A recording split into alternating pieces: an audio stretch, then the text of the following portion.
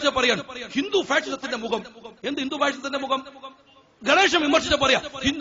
അബ്ദുൽ നാസർ മദനി ഒരു കാര്യം മനസ്സിലാക്കണം, ലീഗിനെ വിമർശിച്ചാൽ അത് മുസ്ലിം സമുദായത്തിനെതിരെയുള്ള വിമർശനമല്ല. ആരാ പറഞ്ഞ അങ്ങനെയാണ്? ലീഗ് വേറെ മറുപടി പറഞ്ഞോളണം, ലീഗ് വേറെ പറയണം. മുസ്ലിം സമുദായത്തിലുള്ള വിമർശനമല്ല. രാജ്യത്തെ കള്ളൻ ഹിന്ദു കള്ളൻ എന്ന് വിളിക്കാറുണ്ടോ? മുസ്ലിം കള്ളൻ എന്ന് വിളിക്കാറുണ്ടോ? രാജ്യത്തെ കൊലപാതകി ഹിന്ദു കൊലപാതകി, മുസ്ലിം കൊലപാതകി. ഈ രാജ്യത്തിന്റെ ക്രിമിനൽ നിയമത്തിൽ എല്ലാവർക്കും ബാധമാണ്. അവിടെ ഹിന്ദു മുസ്ലിം ക്രിസ്ത്യാനിയും ഇല്ല. ഞാൻ ചോദിക്കട്ടെ, ഇവിടെ എന്തെല്ലാം പ്രശ്നം? ഈ കാഞ്ചി കാമകോടി മഠാധിപതി എന്ന് പറഞ്ഞിട്ട് ഒരു സന്യാസി വരെ അറസ്റ്റ് ചെയ്തല്ലോ. ഇവിടെ ഈ ശബരിമലയിലെ തന്ത്രി കണ്ഠരര് മോഹനർ കേട്ടിട്ടില്ലേ? കണ്ഠരര് മോഹനർ അറസ്റ്റ് ചെയ്തല്ലോ. ആരാണ്? സന്തോഷ് മാധവൻ. സന്തോഷ് മാധവൻ അറസ്റ്റ് ചെയ്തല്ലോ. ഇവിടുത്തെ ഹിന്ദു സമൂഹം ഹിന്ദു സമുദായത്തിന് നേരെ വെല്ലുവിളിയായിട്ട് പറഞ്ഞു, കള്ളന്മാർ അറസ്റ്റ് ചെയ്യുമ്പോ എന്ത് ഹിന്ദു സമുദായം, എന്ത് മുസ്ലിം സമുദായം? ഞാൻ ചോദിക്കട്ടെ നിങ്ങളോട്, ഇവിടെ എന്താണ്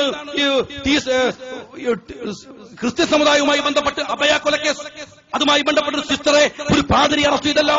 രാജ്യത്ത് മുഴുവൻ ക്രിസ്ത്യൻ സമുദായത്തിന് നേരെയുള്ള വെല്ലുവിളി. അങ്ങനെ കള്ളന്മാർ ഹിന്ദു മുസ്ലിം ഒന്നുമില്ല, കള്ളനാണ്.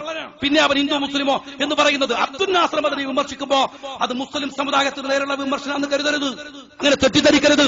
രാജ്യത്തെ മുസ്ലിങ്ങൾക്കും ഹിന്ദുക്കൾക്കും ഇടയിൽ അങ്ങനെ ഒരു വേർതിരിവ് ഉണ്ടാക്കാൻ ശ്രമിക്കരുത്. ഇത് അപകടമാണ്. ഞങ്ങൾ പറയുന്നത് സൂഫിയ മദനി നിരപരാധിയാണെങ്കിൽ രാജ്യത്തിന്റെ നിയമവ്യവസ്ഥയിൽ അത് അർപ്പിച്ചവർ തിരിച്ചു വരട്ടെ. ആക്ഷേപമൊന്നും ഞങ്ങൾക്കില്ല. മദൻ നിരപരാധി എന്തോ ആയിക്കോട്ടെ. മദന് ജീവിച്ചിരുന്നിട്ടും രണ്ടു കാലിൽ നടന്നപ്പോഴും ഇന്ത്യൻ യൂണിയൻ മുസ്ലിം ലീഗിന് ഒരു ഭയം അറിയില്ല. അറിയോങ്ങള് അതിനേക്കാൾ വലിയ ശുചായികളെ കണ്ടിട്ട ലീഗ് രാഷ്ട്രീയ പാർട്ടി ഇന്നത്തെ കാലത്തെത്തിയത്. പക്ഷേ ഒരു സന്തോഷമോ ആഹ്ലാദമൊന്നുമല്ല.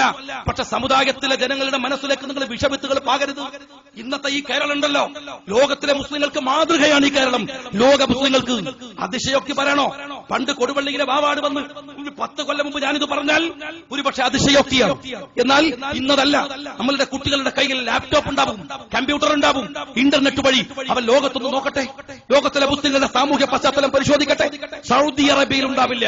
നിങ്ങൾ അറിയുമോ? കഅബയും റൗള ഷരീഫും നിലകൊള്ളുന്ന സൗദി അറേബ്യയിൽ, ആ സൗദി അറേബ്യയിൽ ഉണ്ടാവില്ല. ഈ ദൈവത്തിന്റെ അനന്തമായ സാധ്യത ഈ നാട് പോലെ അമ്പുരചുംബികളായ പള്ളികൾ കാസർഗോഡ് മുതൽ അനന്തപുരി വരെ ഉറുമ്പ് കൂടുകെട്ടുന്ന പോലെ കേരളത്തിലെ മുസ്ലിം ഉമ്മത്ത് അവരുടെ വിയർപ്പ് പിടിയരി വീടുകളിൽ പോയി തെണ്ടി നടന്ന് കോഴിമുട്ട ലേലം ചെയ്ത് വിറ്റെടുത്ത ഈ പള്ളികളും മദ്രസകളും അറിയോ നിങ്ങൾക്ക്? ഇതൊക്കെ ഈ കേരളക്കരയുടെ മണ്ണിൽ ഉണ്ടാക്കി വെച്ചത് ഇന്ത്യൻ യൂണിയൻ മുസ്ലിം ലീഗ് അതിന്റെ രാഷ്ട്രീയ ചരിത്രത്തിൽ എഴുതി വെച്ച കാര്യങ്ങളാണ്. ഇതൊക്കെ കേരളത്തിലെ മുസ്ലിം ഉമ്മത്ത് നേടിയെടുത്തത് ആരെ ആക്രമിച്ചിട്ടും കുഴപ്പമുണ്ടാക്കിയിട്ടുമല്ല. ലോകത്തിലെ മുസ്ലിം സമൂഹത്തിന് മാതൃകയാം വണ്ണം കേരളത്തിലെ ഒരു രാഷ്ട്രീയ സംവിധാനമുണ്ട്. അള്ളാഹുവിന്റെ പ്രവാചകൻ മുഹമ്മദ് മുസ്തഫ സല്ലല്ലാഹു അലൈഹി വസല്ലം തങ്ങൾ ലോകത്തിലെ മുസ്ലിങ്ങൾക്ക് മാതൃകയാക്കി കൊടുത്ത ഒരു കാര്യമുണ്ട്. എന്താ കാര്യം? മദീന കരാർ. അവിശ്വാസികൾ ജീവിക്കുന്ന ഒരു രാഷ്ട്രത്തിൽ കരാർ നിർവഹിച്ചിട്ടുള്ള ആ ഉത്തമമായ മാതൃക, ആ മാതൃക പ്രവാചകൻ കാണിച്ചതാണ്. ആ മദീന കരാറിന്റെ വെളിച്ചത്തിൽ സ്വന്തം രാജ്യത്തോട് ഇഴുകിച്ചേർന്ന് ജീവിക്കുന്ന ലോകത്തിലെ ഒരു മുസ്ലിം രാഷ്ട്രീയ ശക്തി അനിഷേധ്യമാണ്. അത് ഇന്ത്യൻ യൂണിയൻ മുസ്ലിം ലീഗ് മാത്രമാണ് ഈ കേരളക്കരയിൽ. അങ്ങനെ ഒരു രാഷ്ട്രീയ ശക്തി, അങ്ങനെ ഒരു രാഷ്ട്രീയ ഇച്ഛ, അങ്ങനെ ഒരു രാഷ്ട്രീയ ഫോഴ്സ് ലോകത്ത് തന്നെ ഈ കേരളക്കരയിലേ ഉള്ളൂ. ആ ഇസ്ലാമിനെ തകർക്കാൻ, ഇസ്ലാമിന്റെ സ്പന്ദനങ്ങളെ തകർക്കാൻ, ഇസ്ലാമിന്റെ മനോഹാരിതയെ തകർക്കാൻ ആസൂത്രിതമായി നടത്തുന്ന ശ്രമങ്ങളാണ് മുസ്ലിം ലീഗ് പാർട്ടിക്ക് നേരെയുള്ള ആക്രമണങ്ങളുടെ ഒരു ഭാഗം. ഇത് തകർക്കുക അത് ലീഗിന് നേരെ മാത്രമല്ല, സമസ്തയുടെ ഉരുക്കുകോട്ടയെ തകർക്കാൻ, നെതുമത്തുൽ മുജാഹിദീന്റെ ഭദ്രമായ സംഘടനാ സംവിധാനത്തെ തകർക്കാൻ, മലയാളത്തിലെ മുസ്ലിം ഉമ്മത്ത് കൈവരിച്ച ഈ നേട്ടങ്ങളുടെ കൊട്ടാരത്തിൽ നിന്നവരെ ഇറക്കിവിടാൻ എന്താ ഞങ്ങൾ മാതൃകയാക്കേണ്ടത്? ഉത്തർപ്രദേശിലെ മുസ്ലിങ്ങളെയാണോ? മഹാരാഷ്ട്രയിലെ മുസ്ലിങ്ങളെയാണോ? കശ്മീരിലെ മുസ്ലിങ്ങളെയാണോ? ഇറാഖിലെ മുസ്ലിങ്ങളെയാണോ? ആരെ പറയണം? കേരളത്തിലെ മുസ്ലിം ഉമ്മത്തിന്റെ ജീവിത വ്യവസ്ഥയുമായി വെല്ലുവിളിച്ചുകൊണ്ട് പകരം കാണിക്കാൻ കഴിയുന്ന ഒരു മുസ്ലിം ഉമ്മത്തിനെ നിങ്ങൾ കാണിക്കുക. കമ്മ്യൂണിസ്റ്റ് പാർട്ടിക്കാരാ, ഈ പച്ചക്കൊടി ഞങ്ങൾ താഴെ വെക്കാം, ഒരു മടിയില്ല, പച്ചക്കൊടി താഴെ വെക്കാം. പക്ഷേ നിങ്ങൾ ഉണ്ടാക്കിയെടുത്ത മുസ്ലിം ഉമ്മത്തിനെ ഞങ്ങൾ കണ്ടിട്ടുണ്ട് ബംഗാളിൽ, ഗുജറാത്തിൽ, ആസാമിൽ, മഹാരാഷ്ട്രയിൽ. അതാണോ ഞങ്ങൾ മാതൃകയാക്കേണ്ടത്? അതാണോ ഞങ്ങൾ മാതൃകയാക്കേണ്ടത്? അതുകൊണ്ട് യൂത്ത് ലീഗുകാർ ആത്മാഭിമാനത്തോടുകൂടി ഒരു മുസ്ലിം എന്ന് പറയുമ്പോൾ, ഞാൻ ആദ്യം പറഞ്ഞു, ഒരു മുസ്ലിമായി ജീവിക്കല്ല, ഖാനേഷുമാരിയിൽപ്പെട്ട ഒരു മുസ്ലിമായി ജീവിക്കല്ല. മുസ്ലിം എന്ന് പറയുമ്പോ നെഞ്ചിൻ കൂട്ടിനകത്തു നിന്നൊരു ആത്മാഭിമാനബോധം പുറത്തേക്ക് വരണം. ഞാൻ എന്റെ മനസ്സിനകത്തു നിന്നൊരു സന്തോഷമുണ്ടാവണം. കേരളത്തിലെ മുസ്ലിം ഉമ്മത്തിന് ലീഗ് കൊടുത്തിട്ടുണ്ട്.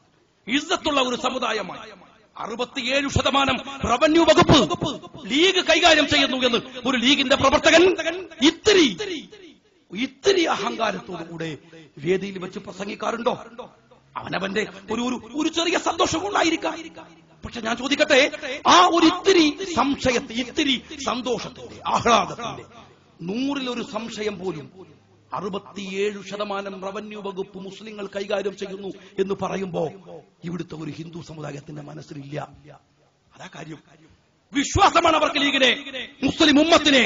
അവർക്കറിയാം 67%. കേരളത്തിലെ ഖജനാവ് തന്നെ കൊണ്ടുപോയി ഭദ്രമായി ഏൽപ്പിക്കാൻ പറ്റിയ ഒരിടം കേരളക്കരയിലുണ്ടെങ്കിൽ അത് പാണക്കാട് സയ്യിദ് മുഹമ്മദ് അലി ശിഹാബ് തങ്ങൾ നേതൃത്വം കൊടുത്ത രാഷ്ട്രീയ പാർട്ടിയുടെ കൊടപ്പനക്കൽ തറവാട്ടിലാണ്. ഇതിലെ ഒരു അരക്ക ഉറുപ്പിയെടുത്തിട്ട് ഒരു പള്ളി ഉണ്ടാക്കൂല. അന്യായമായ ഒരു പണം ഉപയോഗിച്ച് അവർ മദ്രസ ഉണ്ടാക്കൂല. മുസ്ലിം സമുദായത്തിന് അനർഹതപ്പെട്ടത് ഒന്നും അവർ വാങ്ങിക്കൊടുക്കില്ല. തലമുടി നാരിടയോളം ഞങ്ങളുടെ CH പഠിപ്പിച്ചതാണ്. മുസ്ലിം സമുദായത്തിന് അഭിമാനബോധം ഉണ്ടാക്കി കൊടുത്തു ലീഗ്, ആത്മഹർഷമുണ്ടാക്കി കൊടുത്തു. നിങ്ങളെ തലകുനിക്കാൻ സമ്മതിച്ചിട്ടില്ല. ഇസ്ലാം എന്ന് പറയുന്നത് സന്തോഷത്തിന്റെയും സ്നേഹത്തിന്റെയും ഒരു മഹാപ്രപഞ്ചമാണ്. നമ്മൾ എഴുന്നേറ്റിട്ട് രാവിലെ മുതൽ തുടങ്ങില്ലേ, സുബഹി മുതൽ ബിസ്മില്ലാഹിർ റഹ്മാനിർ റഹീം. വഴിപ്പെട്ടോർക്ക് വഴിപ്പെടാത്തോർക്കും ഈ ദുനിയാവിൽ അനുഗ്രഹം ചെയ്യുന്ന അള്ളാഹുവിനെ കുറിച്ച് റഹ്മാൻ റഹീം എത്ര തവണ. യർഹമു മൻ ഫിൽ അർള് യർഹമുക്കും മൻ ഫിസ് സമാ. ഭൂമിയിൽ കരുണ ചെയ്യുന്നവരെ അള്ളാഹു കാത്തുക്കാണ്. ആകാശത്ത് തിരിച്ചു നിങ്ങൾക്ക് കരുണ ചെയ്യാൻ. ഇവിടെ കരുണ ചെയ്യാത്തവർക്ക് അള്ളാഹു തിരിച്ചു ചെയ്യില്ല കേട്ടോ. അത് വിചാരിച്ചു നിൽക്കണ്ട. ഇവിടെ നിങ്ങൾ കരുണ കാണിച്ചില്ലെങ്കിൽ, ക്രൂരത കാണിച്ചാൽ, ബോംബ് വെച്ചാൽ, മറ്റുള്ളവരെ കൊത്തിമുറിവേൽപ്പിച്ചാൽ, അടിച്ചു പരിക്കേൽപ്പിച്ചാൽ അള്ളാഹു നിന്നെ വെറുതെ വിടില്ല. ഒരു കരുണയും അള്ളാഹുവിൽ നീ പ്രതീക്ഷിച്ചുകൂടാ. ഇതെന്തൊരു സ്നേഹത്തിന്റെ മതാണ്. അസ്സലാമു അലൈക്കും എന്നേ പറഞ്ഞാറുള്ളൂ.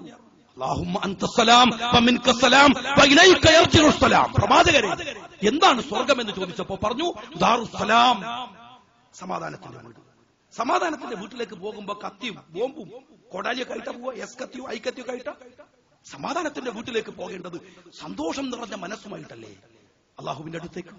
വലിയ യുദ്ധം കഴിഞ്ഞു വരുന്ന സഹാബത്തിനോട്, ഇല്ല സഹാബത്തെ, യുദ്ധം ഇനി പോകുമ്പോ അതിന്റെ ആഹ്ലാദത്തിനപ്പുറത്ത് ചില നിബന്ധനകൾ നിങ്ങൾ പാലിക്കണം പറഞ്ഞു. കുട്ടികൾ ആക്രമിക്കപ്പെട്ടു എന്ന് കേട്ടപ്പോ, പ്രായമുള്ളവർക്ക് പരിക്ക് പറ്റിയെന്ന് കേട്ടപ്പോ, സ്ത്രീകൾ ആക്രമിക്കപ്പെട്ടു എന്ന് കേട്ടപ്പോ ശക്തമായ ഭാഷയിൽ പ്രവാചകം എന്താ പറഞ്ഞു? ബിസ്മില്ലാ വഫീ സബീലില്ലാ വലാ തഅദുറൂ വലാ തഅലൂ വലാ തുബസ്സിലൂ വലാ തഖ്തുലൂ ശൈഖൻ കബീറ വലാ വലീദൻ വലാ ഇംറഅതൻ വലാ റാഹിബൻ ഫീ സൗമ. ബിസ്മില്ലാ, അല്ലാഹുവിന്റെ നാമത്തിൽ നിങ്ങൾ യുദ്ധത്തിന് പോയിക്കോ. വഫീ സബീലില്ലാ, അവന്റെ മാർഗത്തിലാവണം. അവന്റെ മാർഗത്തിലാകുമ്പോ ചില നിബന്ധനകളുണ്ട്. നിങ്ങൾക്ക് തോന്നിയ പോലെ തോന്നിയാസം കളിക്കാൻ, നിരാഹാരം കടക്കാനും മറ്റു ഏർപ്പാടുകൾക്ക് പോണ പോലെ അല്ല. അള്ളാന്റെ മാർഗത്തിലാണെങ്കിൽ മാർഗം വരച്ചു വെച്ചിട്ടുണ്ട്. വലാ തഅദുറൂ വലാ തഅലൂ, അതിന് കവിയരുത്, വഞ്ചന കാണിക്കരുത്. വലാ തുവസ്സിലൂ, ചിത്രപദം ചെയ്യരുത്. വലാ തഖ്തുലൂ ശൈഖൻ കബീറ, പ്രായമുള്ളവരെ ആക്രമിക്കരുത്. സ്ത്രീകളെ അരുത്, അവരാക്രമിക്കരുത്, അബലകളാണ്. വലംറഅതൻ, കുട്ടികളെ ആക്രമിക്കരുത്, അവർ കുട്ടികളാണ്, പാപങ്ങളാണ്. വലാ വലീദൻ വലാ റാഹിബൻ ഫീ സൗമ, ഏതൊരുവനും അവന്റെ ക്ഷേത്രത്തിൽ, അവന്റെ ചർച്ചിൽ, അവന്റെ പള്ളിയിൽ അവനിരിക്കാൻ ശത്രുവാകാം. പക്ഷെ അവിടെ നിന്നിറങ്ങി വന്ന് നീയുമായി ഒരു യുദ്ധത്തിൽ ഏർപ്പെടുന്നത് വരെ നീ അവനെ ആക്രമിക്കരുത്. ഒരു മതത്തിന്റെ വിശാലമായ അർത്ഥം പറഞ്ഞു കൊടുത്തു. അതിക്രമം പാടില്ല, അന്യായം പാടില്ല, നെറികേട് പാടില്ല, കൃത്യമായി വരച്ചു വെച്ചു കൊടുത്തു. ലോകത്തിന് മാതൃകയാകേണ്ട ഒരു മതത്തെ കത്തിയുടെ മതമായി, ചോരയുടെ മതമായി, അപകടത്തിന്റെ മതമായി ചിത്രീകരിക്കുന്നവർക്കെതിരെ പ്രതികരിക്കാൻ കഴിയേണ്ടത് വിശ്വാസികളുടെ ബാധ്യതയാണ്. ആ ബാധ്യതയാണ് ഇന്ത്യൻ യൂണിയൻ മുസ്ലിം ലീഗ് നിർവഹിക്കുന്നത്. ആ ബാധ്യതയാണ് 60 കൊല്ലക്കാലമായി ഈ രാഷ്ട്രത്തിന്റെ മുഖ്യധാരയിൽ ഇഴുകിച്ചേർന്ന് സകല ദുഷ്ടശക്തികളോടും പൊരുതി ഇന്ത്യൻ യൂണിയൻ